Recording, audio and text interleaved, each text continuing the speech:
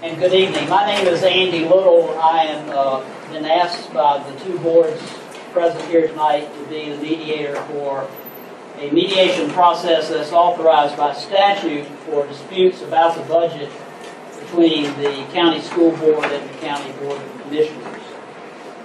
I want to say a couple of things. I want to give you a brief history, and then I want to turn it over to your elected officials as quickly as possible. The first thing I want to mention is this is a public meeting, but it is not a public hearing. And that's a very crucial distinction. The people who will be doing the talking tonight are the two boards who are seated in front of you. And the purpose of this part of the meeting is to give each board a chance to talk to the other board, to educate each other about their points of view on the budget for the school system. It is also to educate the public, yourselves who are here and others who may hear this on the website from the video that's being taken. And so it is an educational, appropriately, an educational process for the first part of tonight. Each side is going to have somewhere between an hour and a half to make any kind of presentation they would like to make about the budget. There will not be questions taken from the opposing, if that's the proper word, the other board. There will be no comments solicited from the audience. We would appreciate it if you would not even try to make them, because there will not be an opportunity to have public comment.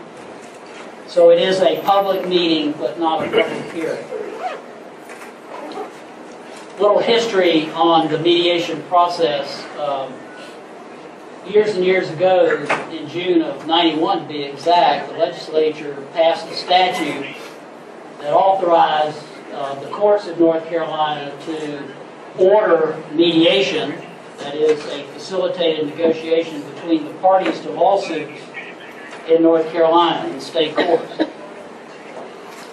During the early 90s, we had some tough budget years, not as bad as they have been recently, but there were a number of suits around the state, school boards suing county commissioners over the budget. And that was a process that got created decades ago when school boards were created separate from county commissioners.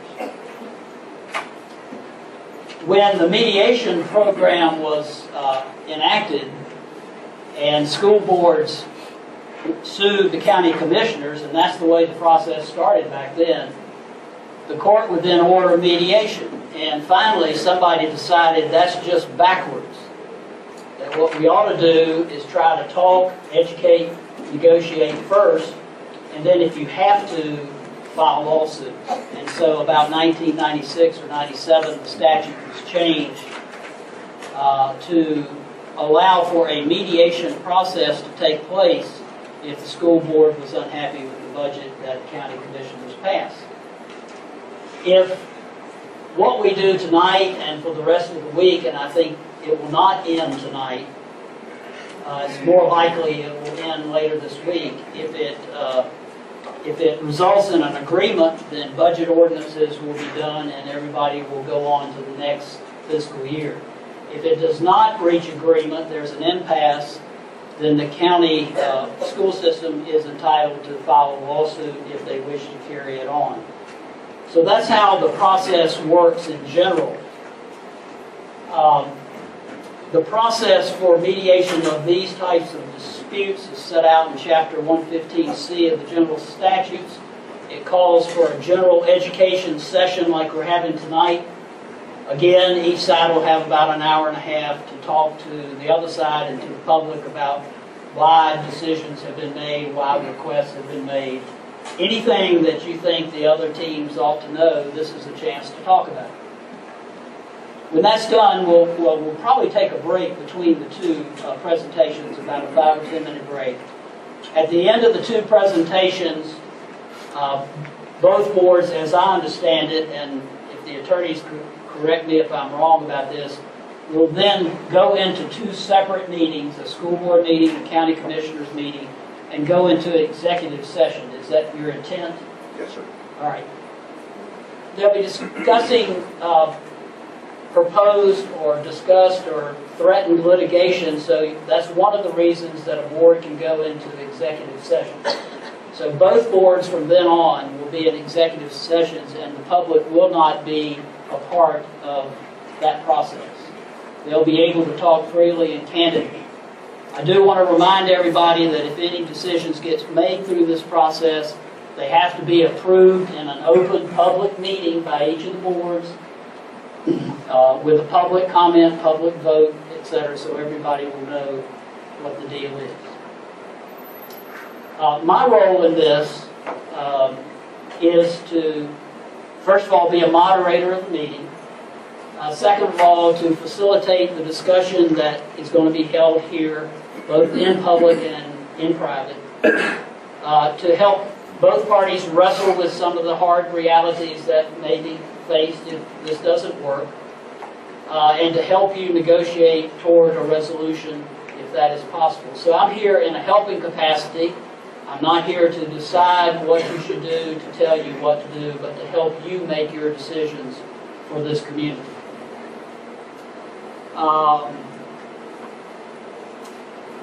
That's all I had to say to start us out.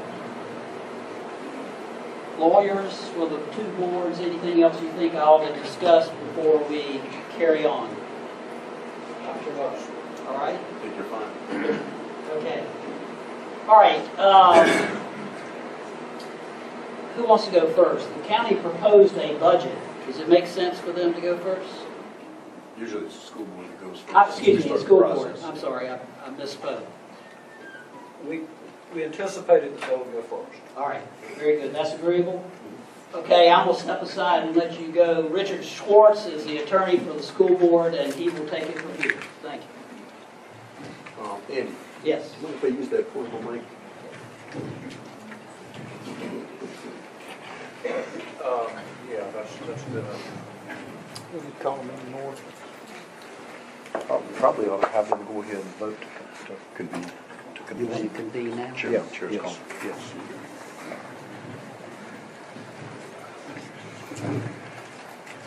I don't care who goes first.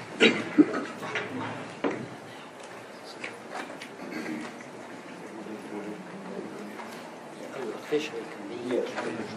It has been suggested that as a matter of formalities, each board ought to convene a public meeting of the bodies. So, Mr. Chairman.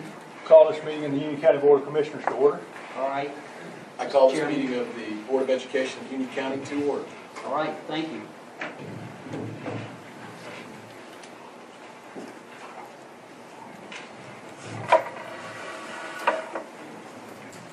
Good evening. First of all, my name is Richard Schwartz, as the mediator just introduced me, and I'm an attorney with Schwartz & Shaw for the Union County Board of Education. And I'm going to turn the lights down a little bit so that it might be a little easier to see the PowerPoint they were going to have. And I'd like to thank everybody for being here and thank the college for agreeing to open up the overflow space. And thank you for getting that done so quickly.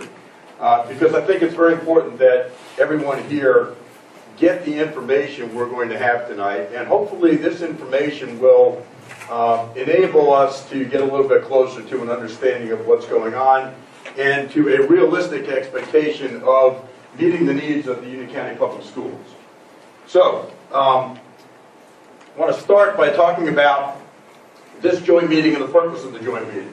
The purpose of the joint meeting is set out in the law, and the law says if the Board of Education determines that the amount of money that's been appropriated to the local current expense fund or the capital outlay fund or both is not sufficient, well, then they have the opportunity to go into this process. And that is that the chairman of the Board of Education and the chairman of the county commissioners have to arrange a joint meeting of the two boards.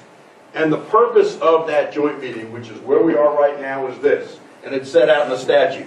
The two boards shall make a good faith attempt to resolve the differences that have arisen between them. That's the purpose of this meeting tonight. And that's why we're here. Last Monday night, a week ago today, the county passed its budget ordinance. Last Tuesday morning, the Board of Education met and determined that the amount of money that's been appropriated to support the Union County schools is not sufficient in both current expense and capital outlay. I want to also point out this. The school system is not a division of county government. It's not like Parks and Recreation. It's not like any other part of county government. It's not a department of the county, and the courts have recognized that. The courts of North Carolina, the Supreme Court of North Carolina, specifically said to afford recognition of the responsibilities resting on each board and to avoid dominance by either board, the legislature provided for a hearing by a disinterested party finding a fact. One of the things I want to talk about tonight is the county's new funding formula. And a formula is a great thing if it's properly constructed. But a formula can only work if it considers both sides of an equation. It has to take into account the school system's needs, and it has to be mutually agreed to. The county's formula was developed without agreement by the Board of Education. Prior to submitting its budget, the Union County Public School System budget this year, the 2013-14 budget formula was dictated by the county to the school system with no input. And that formula ignores substantial county revenue that is readily available from sources other than the property tax. And bottom line here is it didn't make a whit's bit of difference whether or not the school system submitted its budget, or how much it requested, or what the school system's needs were, or how compelling those needs were. The amount of money that the school system was going to get was already predetermined, and it was based solely on the tax rate. You've all heard talk about the pennies. How many pennies? Well, that's not the way the budgeting process is supposed to work. It's supposed to have the school system submit a realistic budget showing what the needs of the school system are, which is supposed to then be considered by the county, and then the county should determine how much is funded before you get to this process. And I want to point this out. This is the county's last audited general fund. And one of the things you'll see here is throughout this presentation, we source our materials down at the bottom. We're not making up numbers here. The last audited figures we have for the county general fund is from a year ago right now, June 30, 2012, but the audit doesn't get completed until months later. But this is what the actual Photoshop of the county's general revenue fund would have been a year ago right now, June 30, 2012. Total revenues of $232,641,176, of which $152 million was produced from the property tax, ad valorem taxes. That means that there are other revenues available before you start talking, in addition to the pennies you're talking about, of $80 million. So keep that figure in mind, the other revenues that are available. And I also want to preface some of this by talking about the Union County Public Schools and what the Union County Public School System consists of. It's a big operation. It's one of the biggest, if not the biggest, operation in the county. We serve 41,000 students almost. We have 53 schools with more needed, and we're growing. In addition to the schools, we have 6 other facilities, many of which have multiple buildings, and 284 mobile classrooms. We have nearly 6 million square feet under roof. That's an enormous amount of roofing. We have 5,427 employees and are the largest employer in Union County. The buses for the school system, every single school day, travel enough miles to more than circumnavigate the globe at the equator. Over 5 million a year. And the school system serves over 28,000 meals every school day. There's the mission of the school system. And I think the school system does a pretty good job at this, preparing all students to succeed. What the Board of Education does when it prepares its budget is this. It looks at the needs of the school system, department by department, school by school. And then it pares it down, and it cuts it further. And the school system submitted a needs-only budget to the county. And the truth of the matter is, they didn't even present what they really need. it is a bare bones budget request. These are the strategic priorities of the Board of Education. High achieving and globally competitive students, quality teachers, administrators, and staff, safe, orderly, caring schools. Safe schools are very important. You'll see a lot of the budget request is tied to safe schools. 21st century systems operating effectively and efficiently. That means technology in this day and age. You cannot prepare students for a 21st century world and a global economy without technology. And family, business, and community members involved and supportive of our schools. And go ahead and give yourselves a hand. You certainly met that strategic priority by showing up here.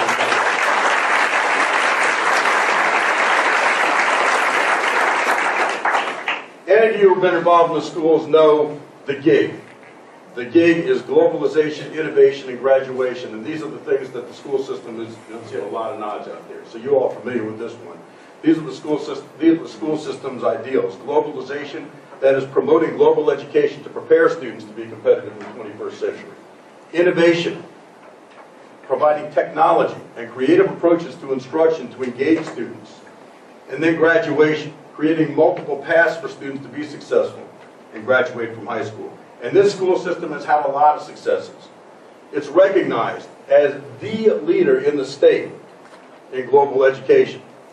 The school system met 98.8% of annual measurable objectives from the State Department of Public Instruction.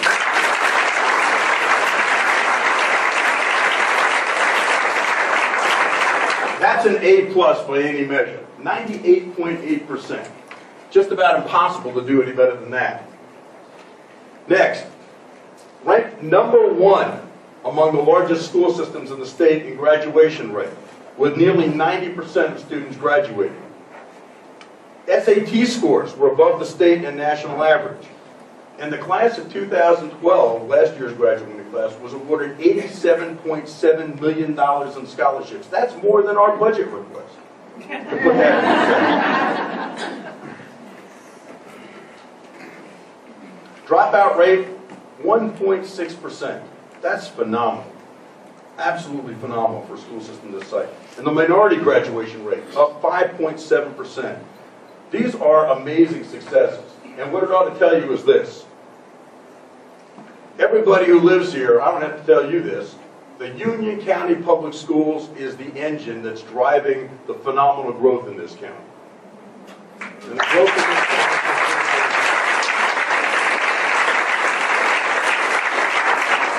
Now we've got challenges, and look at the challenges. These are just some of the challenges for the budget. First of all, we have increasing enrollment. We anticipate reduced state funding.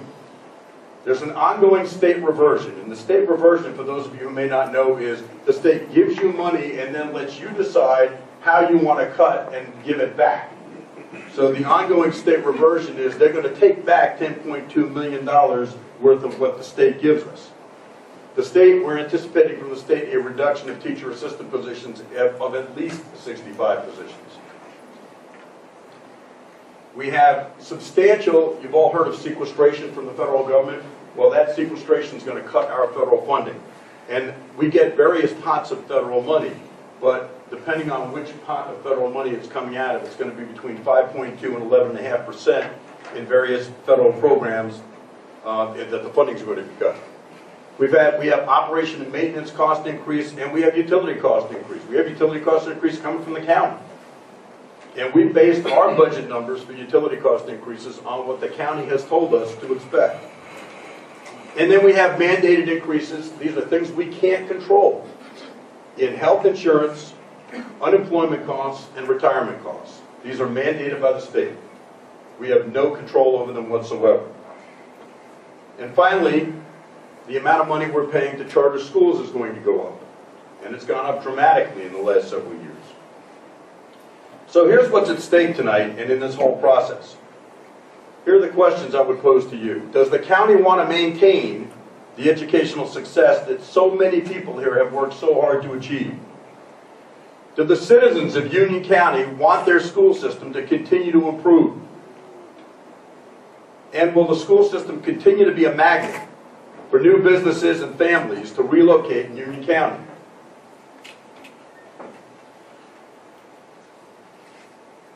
If the answer to all those things is yes, then adequate funding is a must. The school system has to be adequately funded. The budget request from Union County Schools consists of two big pots of money: current expense and capital outlay. Current expense is basically daily operations, and capital outlay are things like buildings and maintenance and things of that nature. The school board has determined that the amount of money that's been provided from the county is insufficient. And this is the amount of money we're short. The current expense shortfall is $2.7 million short. The capital outlay shortfall is $5.3 million short. And the total shortfall is this figure right here, $8,111,585. And that's a big number. But it's not a big number when you look at some other big numbers. Because one of the things I want to make very clear is this: the money is there. The money is available and sitting there. Now, last week when the commissioners adopted the budget, there was a comment made about protecting the citizens from the tax and spend school board. Well, the truth of the matter is the school board doesn't have taxing authority. It's not a tax and spend school board. And I think the people have made it clear that they're willing to spend money on quality schools.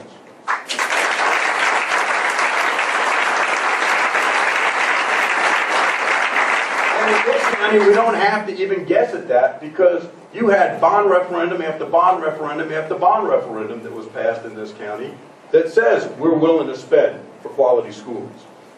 So the question is this: do you want a tax and spend? Are you willing to tax and spend on quality schools, or tax and stockpile? Because the money is available. It's sitting there. It's already been taxed. You've already paid it, and it's being stockpiled. And the money is available without raising taxes. So anybody who tells you we're holding the line because we'd have to raise taxes, just not the case. And here's where it is. First of all, it's in the county fund balance, in the general fund. Second, it's in the county fund balance for the county capital project fund. Third, the county has a history of very conservative budget estimates, but what that means is that historically, and every year, they underestimate the fund balance that's going to be available. And that's a good thing to do if you're a county manager and you're a county commission, because you pass a budget, you say we're estimating this fund balance, and at the end of the year, look, there's millions and millions more. But if you know that's going to be the case, you just stockpile. And there's also money that is specifically restricted for school capital outlay purposes in the sales tax money and lottery revenues. That's got nothing to do with your property taxes or your property tax rate or the pennies that you keep hearing about. It's got nothing to do with ad valorem taxes. So let's break this down and look at it a little bit. The first one we talked about is the county fund balance, the general fund. This is an audited figure from the last county audit from June 30, 2012. The total fund balance was just under $66 million a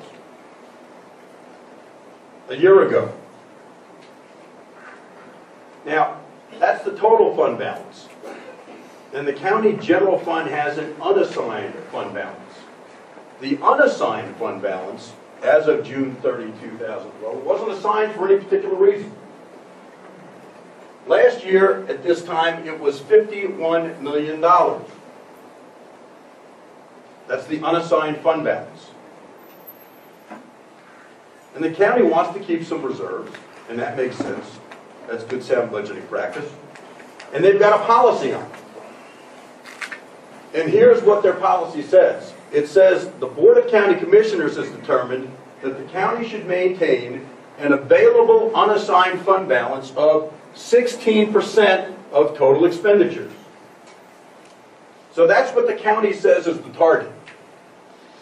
We want to maintain 16%.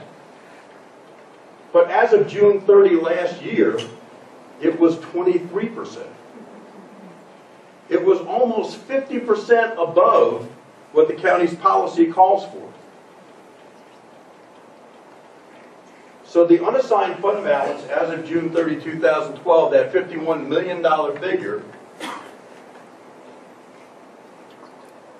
here's what the county policy called for. The 16% called for them maintaining $35 million in unassigned fund balance. So the amount of unassigned fund balance in excess of the county's own policy is just a hair under $16 million out of $220 million in general fund expenditures last year. That money's sitting there. It was sitting there as of June 30, 2012.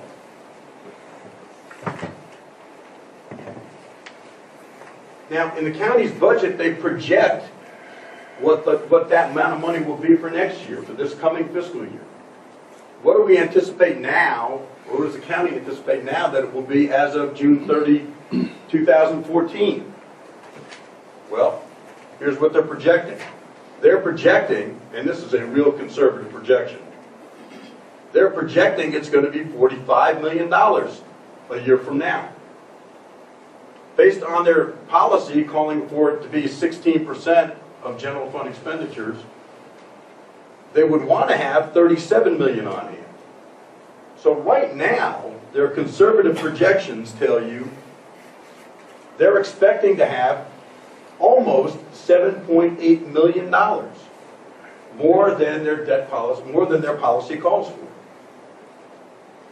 That's almost enough to fund the entire shortfall in the school budget today, right now. And these are really conservative projections if you look at the history. So the projected amount in excess of county policy right now is this figure, this $7,772,711. And this is a quote from the county manager's proposed budget. The unassigned fund balance is anticipated to be $7.8 million more than policy levels, more than the policy calls for. That's unassigned money waiting to be assigned. That could be used to fund and adequately fund to meet the needs of the public schools. And it's more than the county's policy calls for them to have on hand. All right, that was the first fund we looked at. So keep in mind, you could fully fund the school system's needs, maybe $350,000 shy, without touching taxes, without anything else. Money's sitting there. But they also have a county capital projects fund. And they have a fund balance there as well. As of last year, these are audited figures, the total fund balance in that fund was $73 million. The unrestricted portion of that was $69.5 million. Now, that last figure, this $69 million figure, includes $3 million that was transferred from the general funds 12 days before the end of the fiscal year, on June 18, 2012. So keep that $3 million in mind. We'll come back to that in a little bit. Next, the county has a history of underestimating its fund balance. Very conservative budgeting. But we can make some reasonable projections from looking at that history. We know what's going to happen. We've seen this before. So let's take a look at some audited figures, the most recent audited figures. When the budget is first prepared, the county manager makes an estimate as to what do we expect the fund balance to be, the unassigned fund balance to be, at the end of this coming fiscal year. So in May of 2011, that estimate was $37.5 million. So the estimate was at the end of this coming fiscal year, the one that ended in June of 2012 then, it would have been $37.5 million. That estimate was updated a year later. In May of 2012, 11 months into the fiscal year that we're talking about, it turns out that fund was up to $44 million. So the underestimate from the original proposal to what it turned out to be a year later was nearly $7 million, $6.7 million. What happened when the audit came out? Well, it turns out that the underestimate that we thought we had in May was pretty low. In May, the county was saying, we think it's going to be $44 million. But as of June 30, it was $51 million. And remember that $3 million I just mentioned a little while ago? That $51 million would have been $54 million if they hadn't transferred $3 million 12 days before the end of the budget year. So even after the $3 million was transferred out, the total underestimate for the unassigned fund balance for last year was $13.7 million. If you add in the $3 million that was transferred 12 days before the end of the budget year, that's twice the amount of money it would take to fully fund the school system's request. And there's that asterisk shown about the $3 million transferred. All right, so let's look at this year. The original estimate in May of 2012 was that the unassigned fund balance as of right now, or as of June 30th, a couple of days from now, would be $43 million. Last month, that was updated. They said, well, actually, it looks like it's going to be $48.5 million. So that's $5.2 million more than the original estimate. We don't know what it's going to be as of June 30th. We don't know if there's going to be another $3 million transferred. Okay? And we obviously don't have an audit yet. So we don't know what the total underestimate is going to be versus actual. But we know there's going to be money there. And we can reasonably predict that there's going to be enough money there in this pot alone to totally fund the school system's needs. All right, that's 3 categories. 3 different places you can go to find the money that's already sitting there without touching property taxes. And then there's a 4th pot. Now this 4th pot is money that was specifically created to fund school capital needs. It's sales tax and lottery money. In 2011-12, which are the last year for which we've got actual figures, here's what was sitting there. The sales tax money, $6 million. The lottery, $2.5 million. That's $8.5 million. That's more than the $8.1 million that the school system is short. And the projections were that from 2012 to this year and next year, that those funds are going up. That's money that's specifically designated for the school's capital outlay and debt service. All of that deals with funding the schools without touching taxes, without touching property taxes, without affecting your tax rate at all. But what about the T word? Okay? Don't say it. Don't say it out loud. Okay? Taxes. I just did it. Okay, well, let's talk about taxes, because they're the 800-pound gorilla that everybody seems to be threatened with. The county already has sufficient funds stockpiled and available to fully fund the schools without raising taxes. That's the first thing you need to know. And look at these other points. Union County has a lower property tax rate than any of its adjoining counties. Union County reduced its property tax rate last year. The voters have consistently authorized higher taxes if needed to pay for school bonds. And the county's own consultant, a year ago, almost to the day, CRI, last year proposed that the county consider raising property tax rate to help pay debt service. So let's look at those one at a time. First, Union County has a lower tax rate than every adjoining county. And here are the numbers.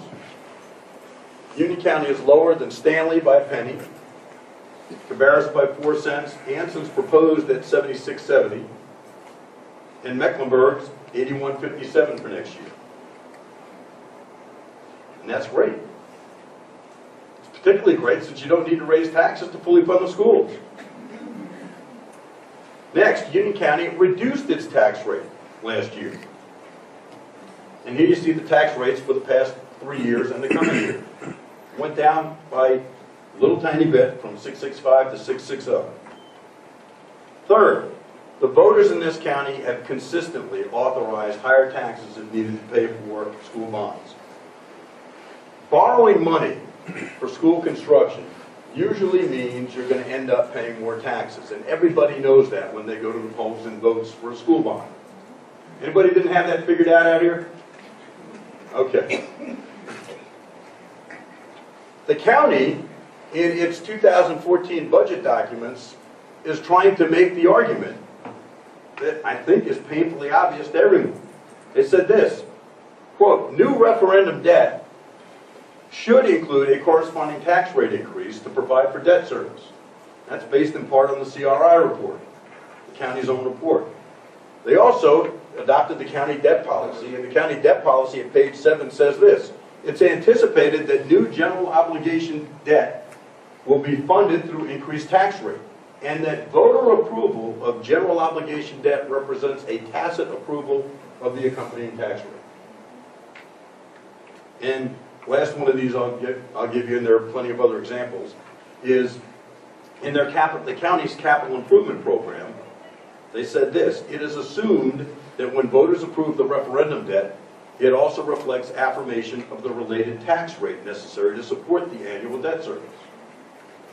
Anybody's got a mortgage knows this, right? You got to pay if you borrow money. But that's nothing new. That's nothing new. You didn't need a consultant to come in and tell you that for CRI.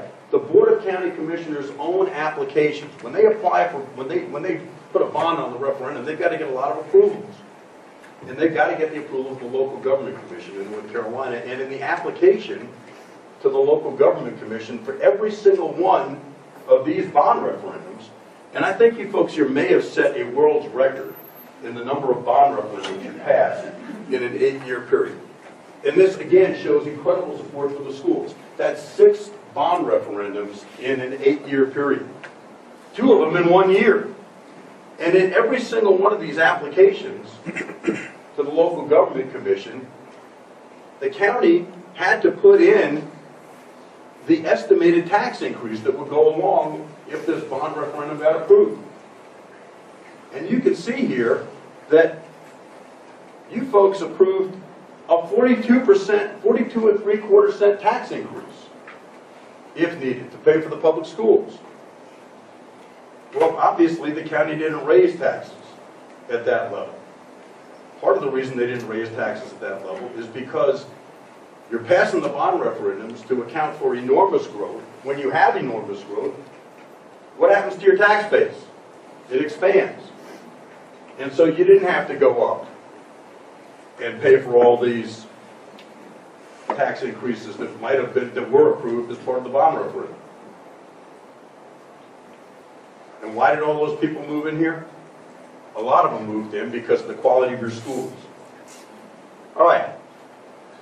That CRI report from last year, the county's own consultant last year proposed that the county consider raising the property tax rate to help pay for debt service. And the CRI consultants recognized that the county had not utilized its authorization for tax increases to adequately fund school debt. And here's what the CRI report said. This is from the final report, which was June 18, 2012, a year and 6 days ago. A year to the day after the school board last week determined that there wasn't enough money to fund the schools. They said this, the county did not always increase the property tax rate as discussed to help fund the debt service related to the new schools. Now before the final report, there was a draft report from CRI, and it was scrubbed a little bit. And this is what was taken out of the draft report. This is what the consultant said. We recommend that Union County review this section of the report in conjunction with Section 3 county property tax rate and consider raising the property tax rate to help the county fund their large debt service payments and continue to provide quality services to the citizens of Union County. So it was a recognition of a couple of things. First of all, it wasn't just talking about debt service related to new schools. It was talking about all of the debt that had been accumulated until it got scrubbed a little bit. Then it became debt service related to the schools. And then a recognition that we need to continue to provide quality services. And that includes the schools.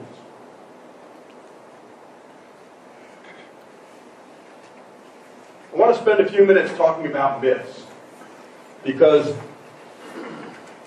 there have been a lot of them. And I hope to shatter some of those myths tonight. So let's take a look at them.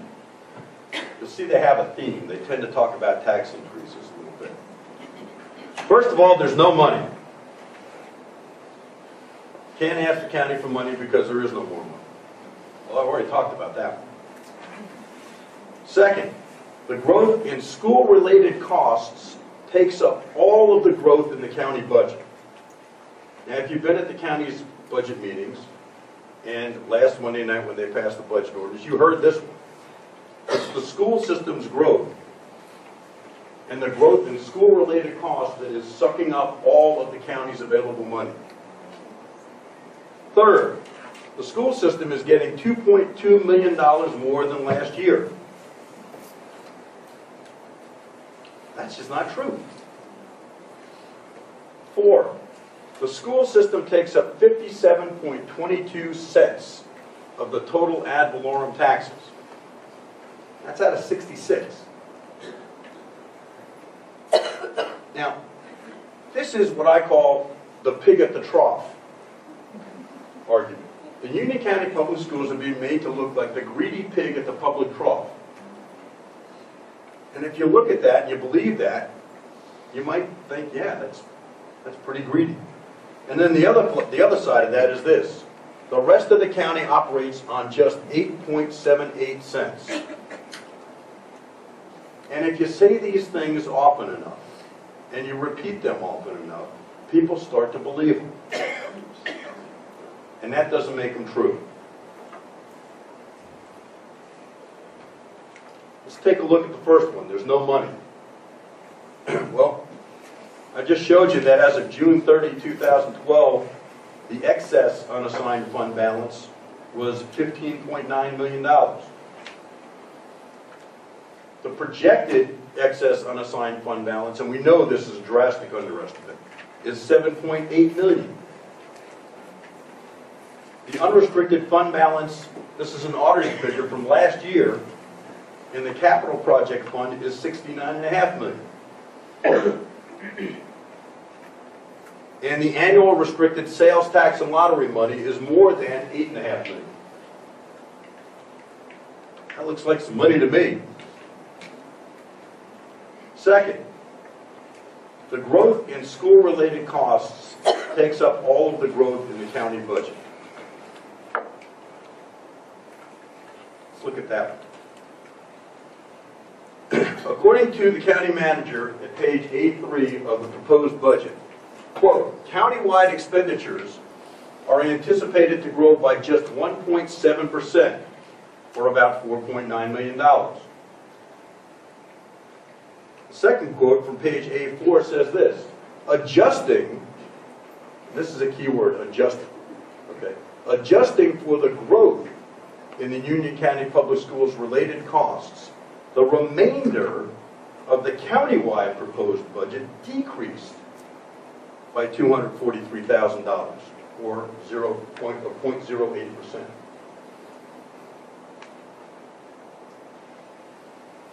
Now, stop and think, how can that be? Countywide expenditures are going to go up 1.7%, or $4.9 million. But if you adjust for the growth, that sounds like adding more in the school system budget.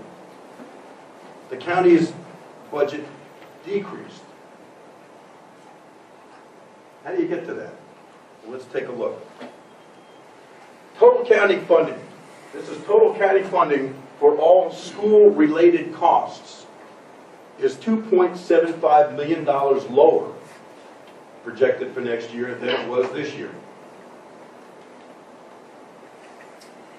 County funding for school-related costs is $2.75 million lower next year than it is this year. And let's take a look at these numbers. First of all, we've got our current expense fund. 2012-13, there's the figure, $81.5 million. 2013-14 is going up to $82.25 million. The difference is $756,000 more. Capital outlay fund, last year we got $5,271,000 in capital outlay. This year, it's $3 million this coming year. If you do the math, that's a $2.271 million reduction. Now, we've got the SROs. The SROs are a little bit, you got to make adjustments for the SROs because the school system has been paying for SROs out of its county appropriation. The school system asked for more SROs in its budget proposal for next year, 7 more. And the county said, you know what, we're going to move those over to the sheriff. Okay, so you've got to make a little bit of an adjustment for the SROs. So in this coming year's budget proposal, the county funding that was equivalent for SROs would have been $1,549,000. Okay, so we're even counting that as an increase. Okay, the county considers that a school-related cost. I think it's fair to argue that's a law enforcement cost. And the citizens of this county have a right to expect that their schools get protection from the sheriff's department, just like the rest of the county does. Okay? But even if you consider that a school-related cost, and we added it in as a school-related cost, there it is. Even though we're not getting that. Okay? We're getting the equivalent of it, but it's not going for the SROs. And then school debt service. The county counts school debt service as a school-related cost. And that's reasonable. Last year, this year we're finishing right now, it was $49 million. Next year, that debt service amount's going down to $46 million. So it's a reduction of $2.78 million. So you add all of that up, and you'll see school-related costs are going down $2,754,000 next year. Now those are costs. The decrease in public school-related costs are being used to help fund increased county expenditures. And here's how that works. The total county expenditures from last year to next year are going up $5.865 million. The county general fund expenditures are budgeted to go up $5,036,000, while school-related costs are going down $2.75 million. And it all deals with how you treat debt service. Remember that reduction in debt service that we talked about? The county treats the cost of school debt service as a school-related expenditure.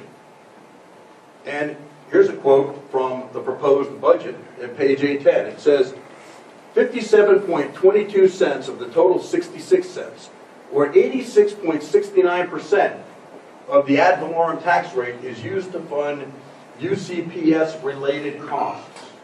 So when they saw the related costs in there, they're talking about the debt service in addition to everything else. So here, UCPS-related costs includes the debt service. But when the debt service goes down and you get a $2.7 million savings on school debt service, it's treated as a reduction in the county's non-school expenditures.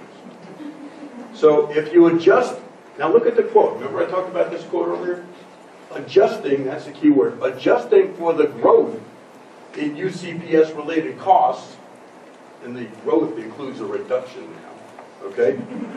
The remainder of the countywide proposed budget decreased, the remainder of the countywide proposed budget decreased by $243,000, or 0.08%. There's that quote I mentioned to you earlier. So here, school system related cost does not include the debt service. So that the $2.7 million reduction in the school debt service looks like it's a reduction in the rest of county government. So, here's the summary here. UCPS-related cost includes school debt service costs, but not school debt service reductions, which are then used to mask the increase in county expenditures, including a 3% salary increase and an increase in county employees. And that's great, if you can do it. Have that salary increase. We don't begrudge that at all, or the increase in county employees. But it's kind of a heads we win, tails you lose argument. Here's myth 3. Union County Public Schools is getting $2.2 million more in local funding than they got last year. Well, here are the numbers. And again, you got to back out the SROs in order to get apples to apples comparisons here. The unadjusted appropriation is going up $756,000. If you adjust for SROs, that is, you take out the amount of money that went to SROs in this year's budget, then you get out that we're not going to have to pay for next year. Then it's $80,791,000 you can say that we got this year. And it's going up to that same figure, that 82,264.08. You see that same figure there and there. So now you can say, well, if you back out the SROs, the school system in effect is getting a $1,468,734 increase. So that's an apples to apples comparison from this year's budget to next year's budget. It ignores the charter schools, though. And the charter school money that we get is just a pass-through. All we are is a conduit. The county pays it to us, we pay it to the charter schools. That amount of money is going up another $320,000 next year. So when you adjust for the SROs, and to get an apples to apples comparison from this year to next year, and when you adjust for the charter school payment, the current expense money that's actually available to the Union County Public Schools from last year to this year is going up. $1,148,734. $1.14 million. It's going up 1.5% in current expense. And that's just not enough. And I'll show you a lot of different reasons why it's not enough. But that's just current expense. And it doesn't include capital outlay. Remember, there's that number I just showed you, that $1,148,734, going up 1.5% in the money available for current expense. But that ignores the fact that the capital outlay money is going down by $2.27 million, a 43% drop. So the overall funding available to the county school system is going down by $1,122,266 from this year to next year. That's not $2.2 million more. And those are real numbers. That's the funding that's available to the school system for next year. Here's myth 4. And this one really irks me more than anything, because this, in effect, demonizes the school system. It says the school system is taking up 57 out of 66 cents, 57.22 cents of total ad valorem taxes.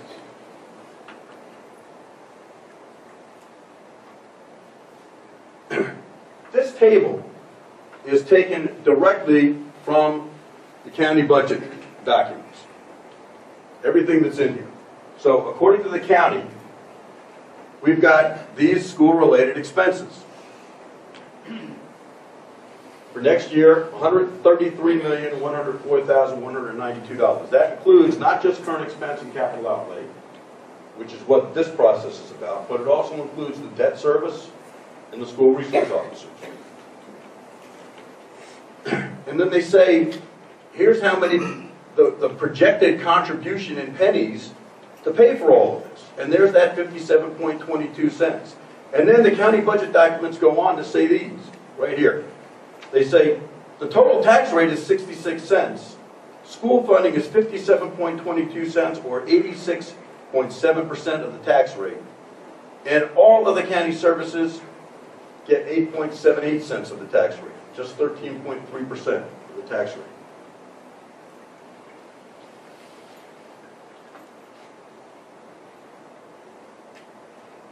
That's a pretty good trick if you can pull it off. So let's take a look. Okay, let's look at just one of these items here. UCPS Capital Projects Debt Service, $46.29 million or 19.9 cents out of the 66. And there it is, right there, 19.9 cents. But the county is using restricted sales tax and lottery proceeds to pay for debt service on school construction. It was more than $8.5 million last year. We don't know what it is for this year or next year, but we know it's higher than that. So why would you say that school capital projects debt service takes up 19.9 cents of the taxes when that's not true? If the county is using restricted sales tax and lottery proceeds, why say we're taking up part of the tax revenue to do this? And if the county is not using the lottery and sales tax money to pay for this debt service, then give us those restricted funds to fund the school system for next year, and we can go home tonight. We can go home.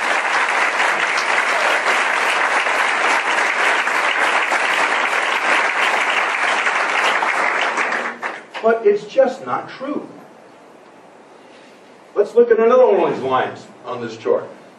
This one says, adopted Union County Public Schools capital projects. That's the $3 million for capital outlay money that's included in the county budget ordinance. They say that's going to take 1.29 cents out of the 66 cents. So let's take a look at that one. Let's take a closer look at this one, a closer look number 2. County manager says the $3 million for capital outlay is being paid by fund balance. And here's a quote. It says the $3.27 million use of fund balance is specifically tied to 2 uses. $3 million will be used to fund the Union County Public Schools capital program.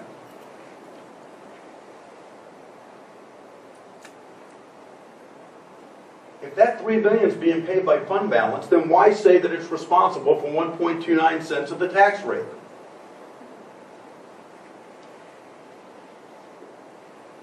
And if the capital outlay is being funded by the ad valorem tax, then why would you say that it's responsible for $3 million of the county's use of fund balance? That sounds like $6 million to me. $3 million from the taxes and $3 million from the fund balance. Which is it? It's not both.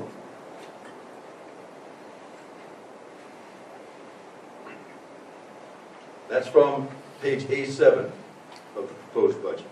Here's another line from that same chart. School resource officers. And we're happy to have the school resource officers. Make no mistake about it. We appreciate it. But it's a law enforcement function, and now it's being properly moved to law enforcement. And that's 0.67 cents of the tax rate. So let's take a closer look at that. $1.549 million. The school board asked for 7 new SROs. We need them. After Sandy Hook, does anybody think we don't need more school safety and security? It's a priority for the school system. And the school system, the county has now assumed the cost of the SRO program and designated it to the sheriff. And that's a good thing for everybody, I think. But they added 1 more SRO than the school board requested. So don't attribute that extra cost to the school system. Here's myth 5. And if you've been at the county budget workshops, and when the county passed the ordinance, you heard a lot of praise heaped upon the county employees for the great job that they do on such a small part of the county's budget. And I'm not suggesting for 1 second they don't do a great job. I'm just suggesting you don't run the rest of the county on 8.78 cents, as has been repeated over and over and over again. Here's that same chart again. Okay? And here's where it comes from, right here. Other county services equal 8.78 cents. Other county services other than the costs attributed to the Union County Public Schools, the pig at the trough. And somehow the rest of county government's operating on 8.78 cents.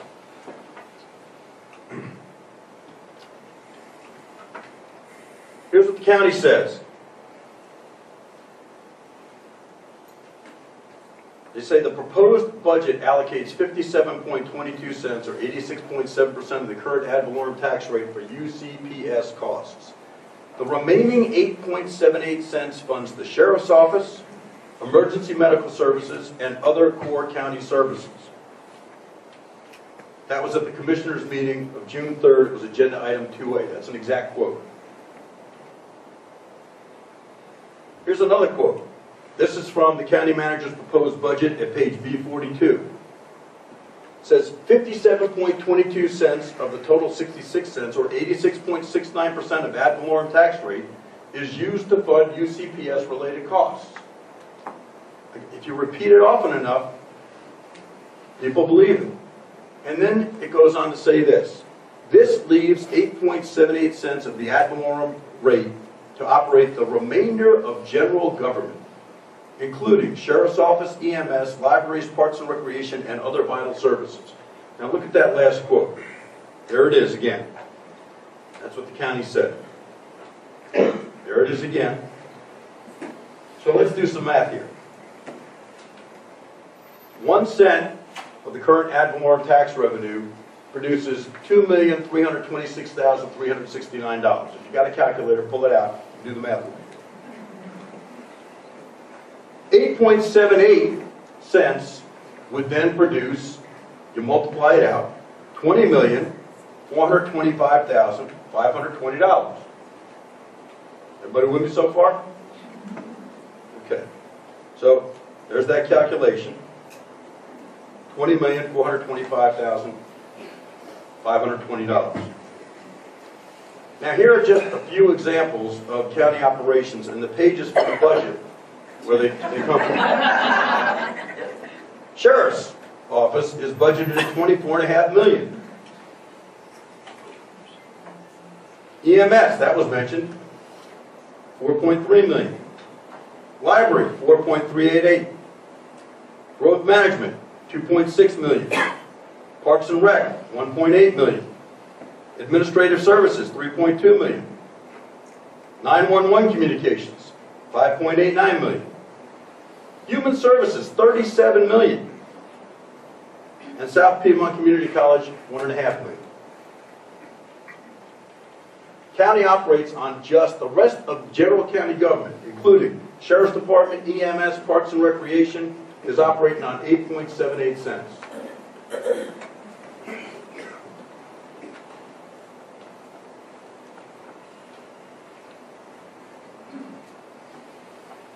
$8.78 does not tell the full story of funding for county operations, and the county is not funding the rest of its operations on that money because the county has lots of other revenue in addition to ad valorem taxes. Remember at the very beginning, I told you, remember that $80 million figure? Here are some examples of just some of the other county revenue sources. They include collections of past year taxes and penalties, local option sales tax, other taxes, lottery funds, federal grants, state grants, permits and fees, sales and services, investment earnings, and more. So, let's look at these lists again. There's no money. Well, it's stockpiled, but it's there. Second, the growth in school-related costs takes up all the growth in the county's budget. Schools going down. But they say the Union County Public Schools are getting $2.2 million more than last year. And we're sucking up almost all of the ad valorem taxes, even though a number of the items that are attributed to UCPS's related costs aren't paid from the tax rate. And the rest of the county operates on just 8.78 cents. It's just not true.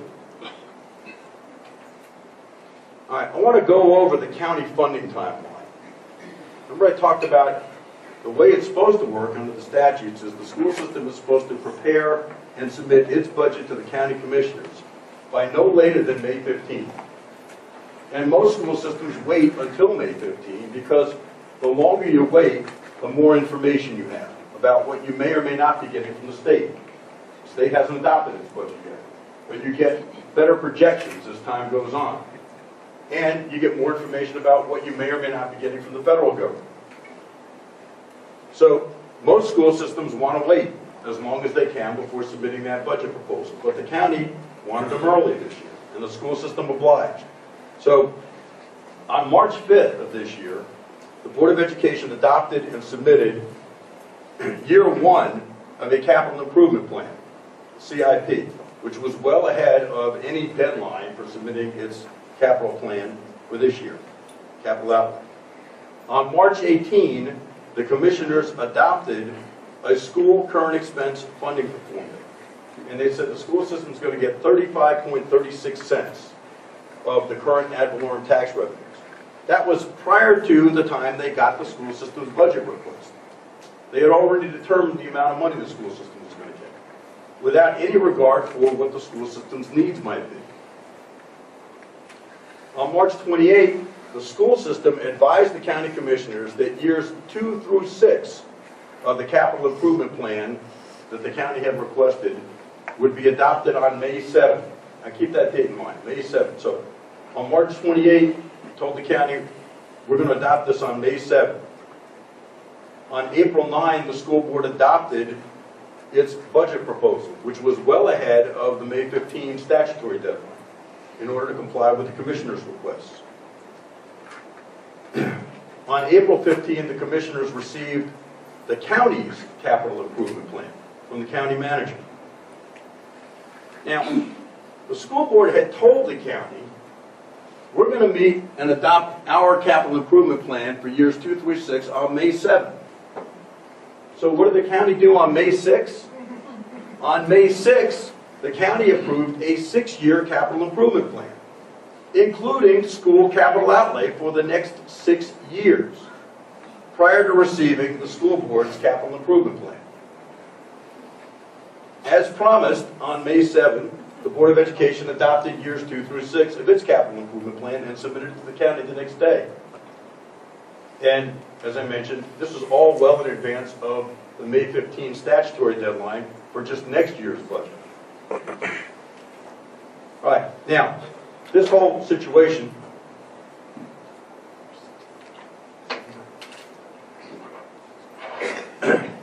this whole matter, this whole process is about both the local current expense fund and the capital outlay fund.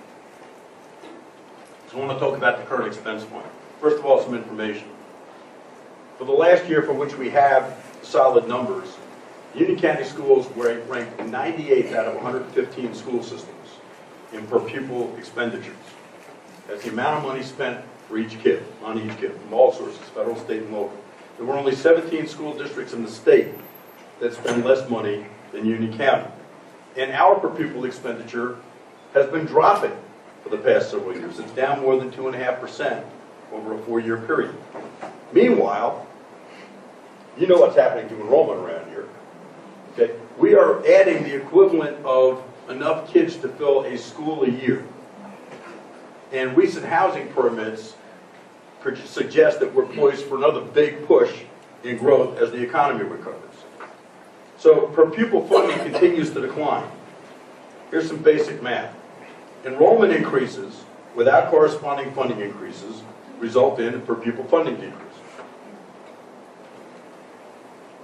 The county appropriation shortfall for local current expense is this. The school board requested a county appropriation increase of $4.67 million. And the county assumed the payment. I'm going to back out the 18 SROs that we're talking about to give you a real number here. So if you back those out, the adjusted amount of additional money that the school system was asking for next year was $3.51 million. county's increase was $756,000. So the shortfall in current expense is $2,753,866. Now, that's $2.7 million. This is the amount of money we're going to have to pay next year for increased costs alone that we can't control. For things like insurance premium increases. We'd love to pay less money in insurance. You probably would too.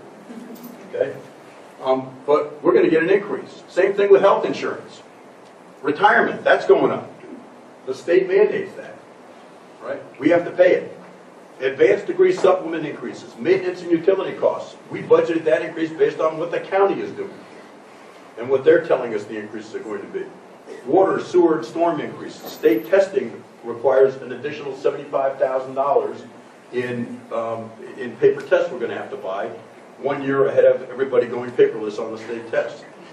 Charter school funding. The amount of money we have to pass through to the charter schools is going up by $320,000 in ongoing state mandate. So the total amount of increases that we're going to face next year in costs is $2,418,000.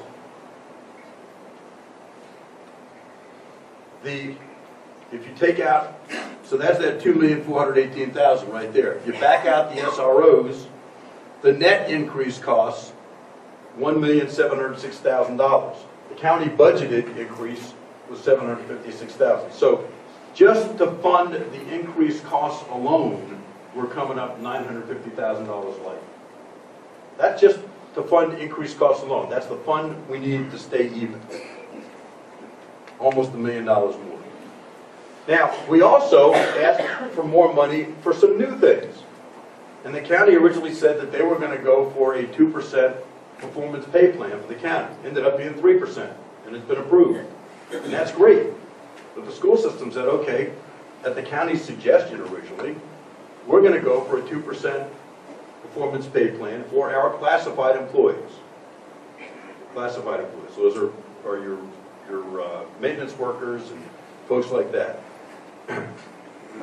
We asked for $59,000 for direct mental health services for high priority schools, and asbestos removal, and new SROs.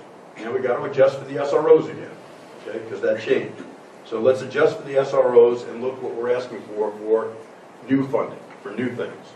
That's an additional $1.8 million if you back out the SROs. Right? And that 2% merit increase that we're looking for, the county went with 3% and approved it for its employees, but not additional funding for the school system's employees. So we also got money this year designated for certain sub-funds in current expense. And one of the things that wasn't funded fully was the 6,000 series.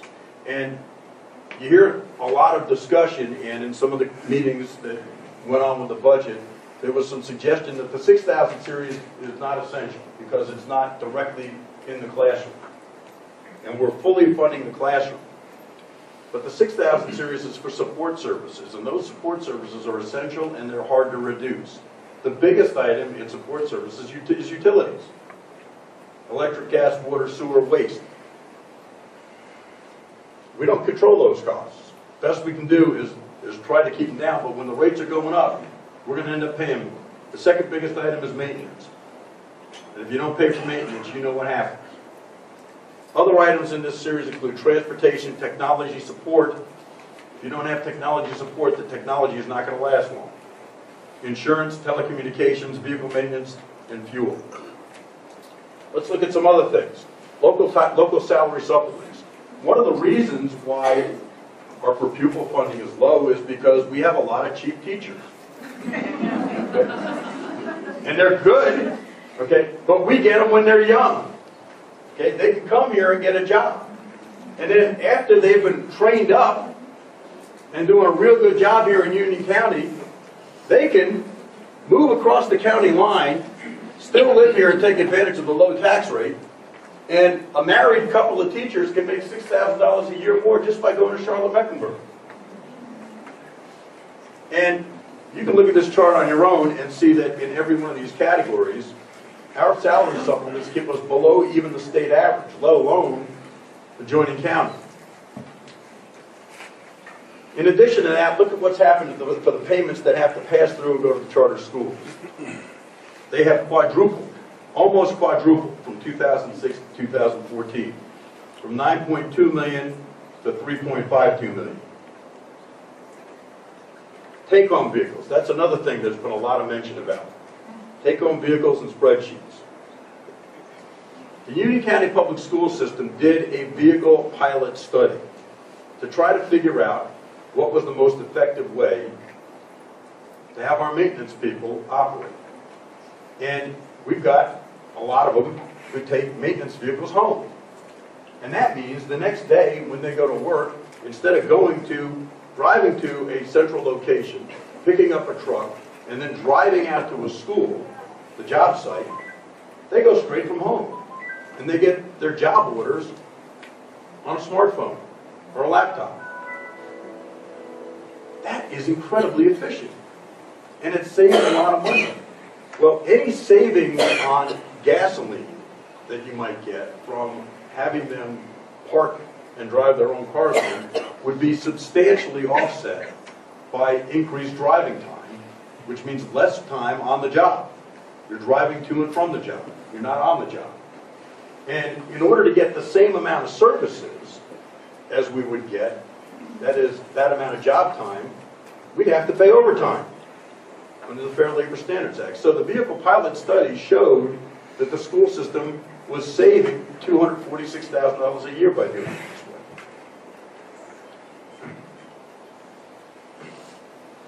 way. We've looked at some of these numbers, but here's the unadjusted appropriation. We've seen this before. Back out the SROs, and here's that 1.468 million I talked about. Now you take out the charter school payment, and this is that 1,148,000 incurred expense that's available to the Union County Public Schools, more this year than last year. That's a 1.5% increase if you back out the SROs and the charter schools. Here are some examples of increases in the county's budget this year.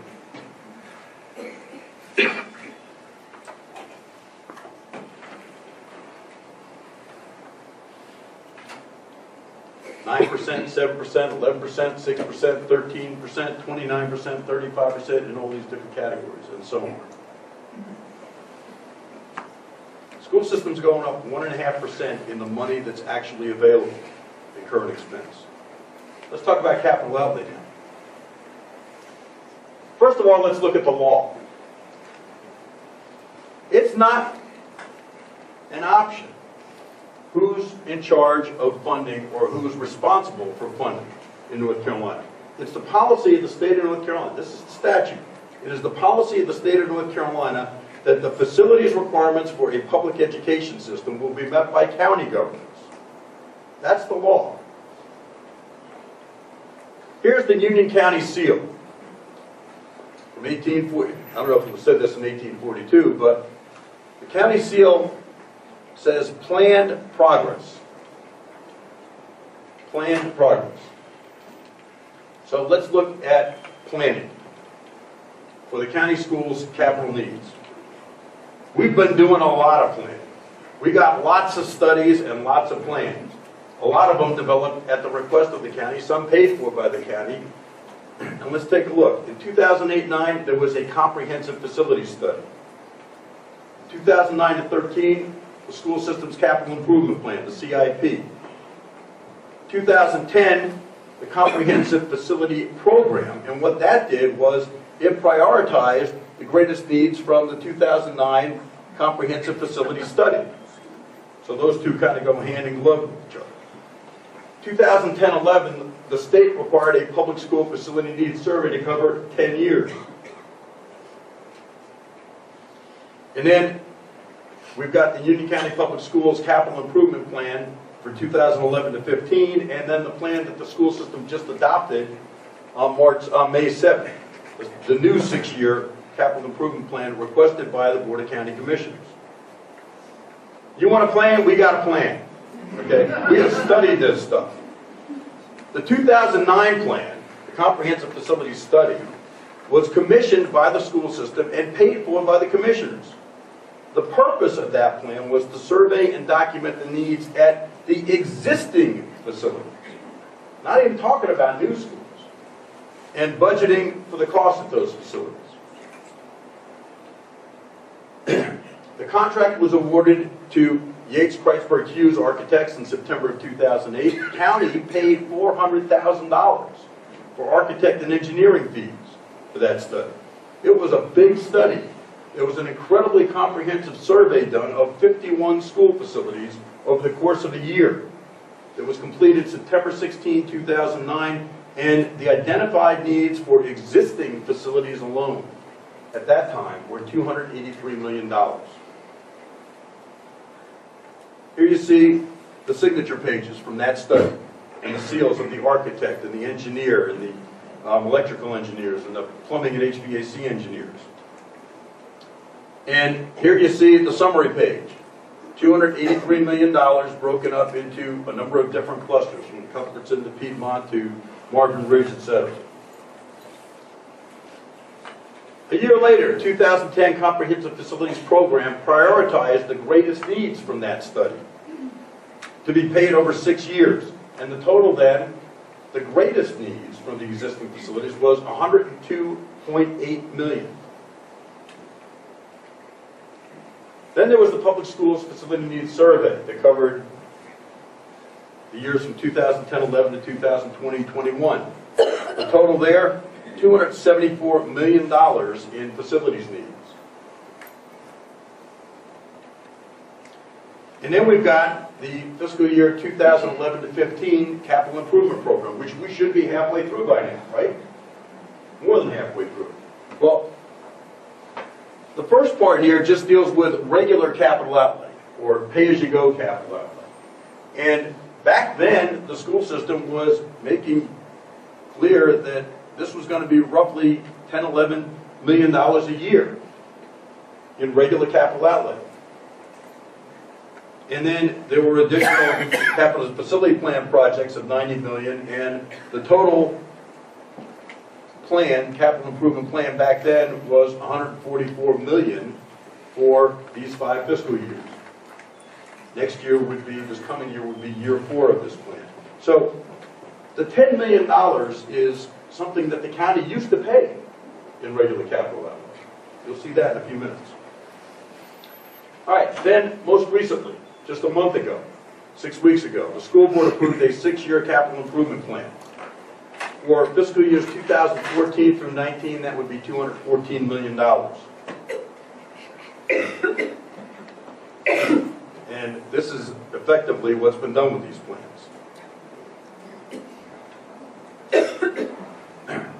Let's look at the county's capital improvement plan for 2014 to 2019. These are 6-year program totals that the county has projected out. The school system, $18 million. Now, we haven't been passing all these plans and studying all these plans and throwing them in the trash. The county gets every single one of them. That's the whole idea. And the county signs off on it. So it's not like they don't know what the needs are. But they're projecting $18 million over that's a total over 6 years. That's not $18 million a year. That's $3 million a year for the next 6 years. And community college is going to get $31 million. The general county, $139 million. And public works, $428 million over 6 years. Now, that's a lot of public works money. And you don't spend that kind of money unless you're anticipating growth. And if you're anticipating growth, you probably ought to be anticipating spending more than $18 million for your schools.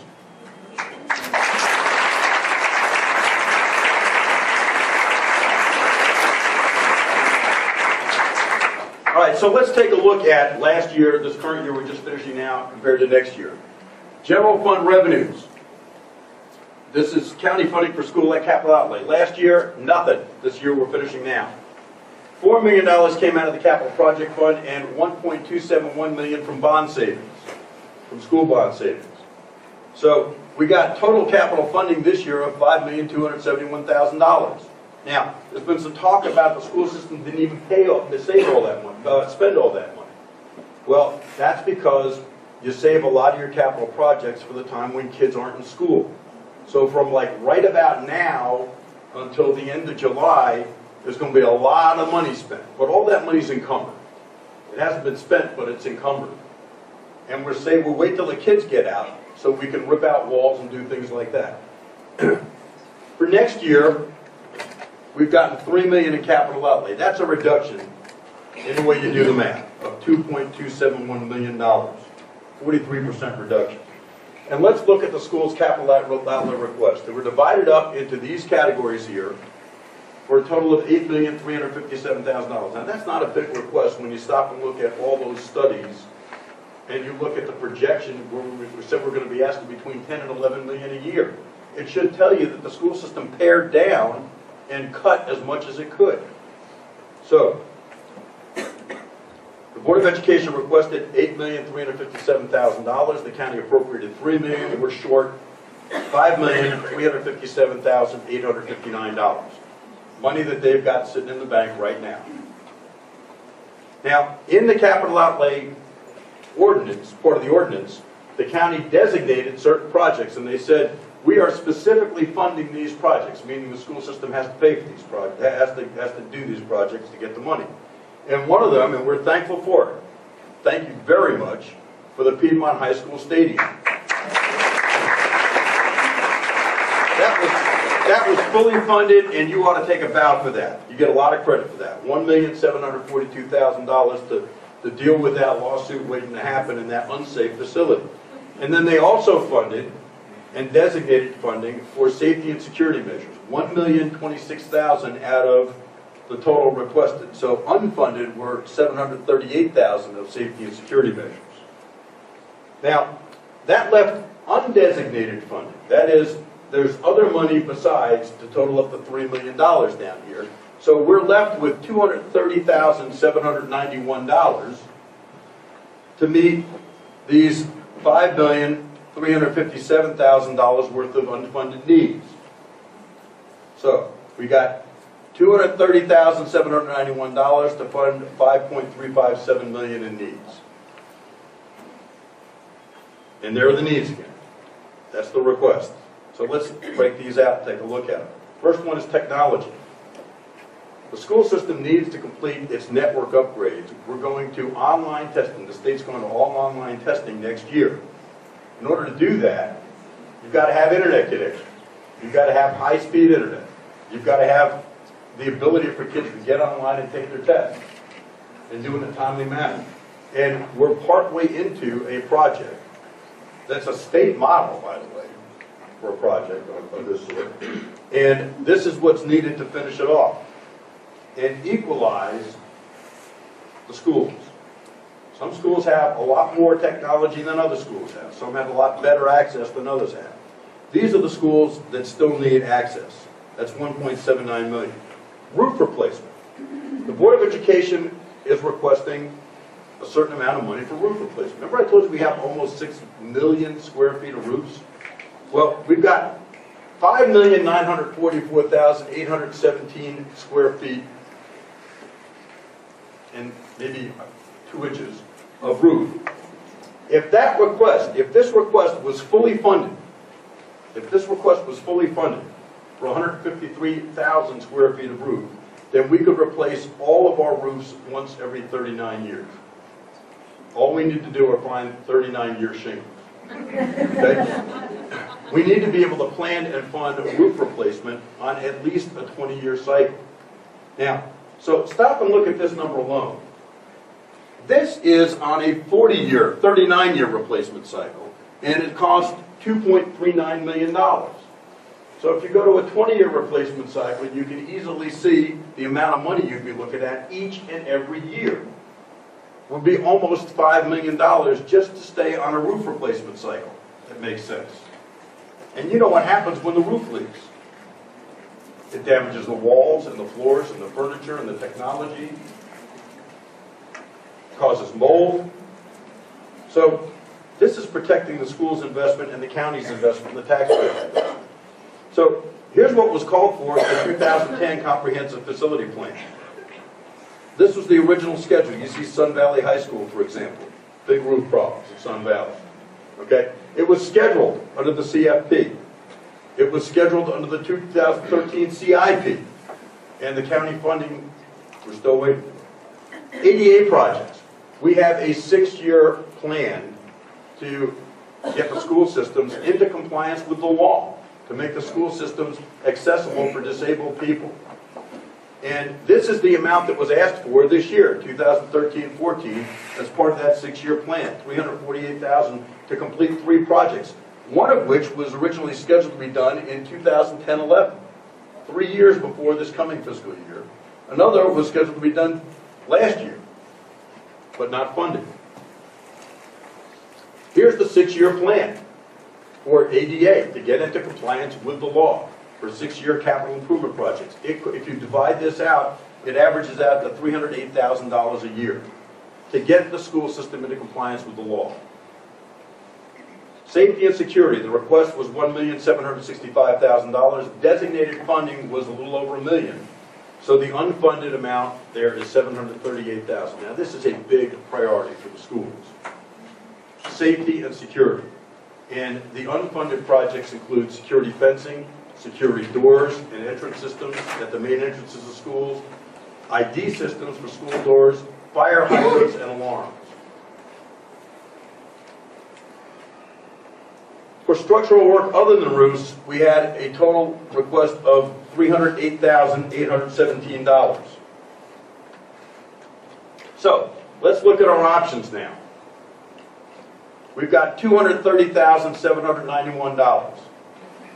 Here's what we can do. If we spent all of that on technology, we could fund 14% of this year's technology request. And none of the roofing, none of the ADA compliance, and none of the other structural needs. On the other hand, if we decided to spend all of it on roofing, it would be this $230,000 would be 9.6% of our request for roofing. That would allow for a replacement of approximately 14,751 square feet of roofs out of nearly 6 million square feet. That would put us on a replacement cycle so that once every 403 years, we could replace our roofs. Okay? All we got to do is find that 403-year shingle and a building that'll stay up that long. And that covers 0% of technology, ADA compliance, or other structural needs. If we split it all into ADA compliance, that would cover 74% of our requests for this year for ADA and nothing for anything else. If we put it all for other structural work, it would cover 83% of our requests for other structural needs and, again, nothing for anything else. This is just simply unworkable. It is untenable. Furnishing furniture, furnishings, and equipment. We didn't ask for anything. Now, in the 2010 Capital Improvement Plan, they recommended spending $730,000 a year to allow for replacement of furnishings and equipment and furniture on about a 20 to 25 year schedule. We didn't ask for anything this year. Cut to the bone. And then there's the capitalization threshold. The county came up with this accounting means, and they said, from now on, if anything costs less than $100,000, it's going to be, we're going to consider it current expense, not capital outlay. Even though the general statute specifically says things like vehicles, furniture, furnishings, and equipment have to be included in capital outlay. So even if we were to voluntarily agree that the capital items costing less than $100,000, those things that the statute says are capital, would be asked for in the current expense request, well, then what does that mean? It means more of the current expense money is going to items that previously were capital, and it means if you're going to compare apples to apples, the county's got to fund more in current expense to cover those things that were otherwise capital. Sales tax and lottery funds targeted for school capital outlay in 2012 were $8.5 million. We requested $8.357 million for next year. And we know that $8.5 million's gone up. So the entire capital outlay request could be funded just by using the money that's designated specifically for that purpose. And again, not touch your ad valorem taxes. Here's county's funding history going back to 2006-07 for capital outlay not counting new construction projects. So this does not include new construction projects. The red is the money that's paid from the general fund. The blue is the amount of money that was used as a result of school bond fund savings or from general capital project fund. And you can see, I mentioned this earlier, if you go back to 2006-07, the county was paying $11 million in general fund money, or pay-go money, for capital outlay, back in 2006-07. Next year they paid $11 million, that's the red part there, out of a total that went up to over $20 million. Following year, there they are again, right at about $10, $11 million, out of a total of almost $18 million. And then look what happened beginning in 2008-09. These figures went down, down, down, down to nothing. Nothing in 2011-12 from general fund money for capital outlay. And $3 million this year. This is just not sustainable. And remember, this does not include new construction projects. So, $3 million for capital outlay is grossly inadequate. It's unrealistic. It's irresponsible. It's not sustainable. It is an arbitrary number that was pulled out of thin air without any regard for the school system's actual capital needs. And it will not protect or maintain the public's investment in public school facilities. At $3 million a year for capital outlay, it will take us 3 years to pay for this year's capital outlay request. It'll take us 72 years to pay for the May 7th 6-year capital outlay, capital improvement plan. 72 years to pay for the 6-year plan. It will take us 92 years to pay for the items that were identified in the 2010 Public Schools Facility Survey, and 95 years to pay for the 2009 Comprehensive Facilities Study projects. Those were just for existing facilities. That doesn't count new schools. So, that assumes no inflation, no new needs, no further deterioration for deferred maintenance over the next 95 years, and no new schools. It is simply unsustainable. Planned progress. We've got the plans. We've done the studies. But that's the county's model. Planned progress. You can't just keep kicking the can down the road. Sooner or later, you've got to come up with a plan. Sooner or later, you've got to pay. The county's shortfall, the shortfall in the county's budget to summarize in current expense is $2.75 million, capital outlay $5.3 million, for a total of $8,111,000 in change. And here's the bottom line. The county has ample funds on hand to fully fund the school system's reasonable request without a tax increase. That's it. That's the bottom line. The school system's request was reasonable, it was pared down, it was cut to the bone, and the money's available. And this county expects it to be funded. This county expects its schools to be supported.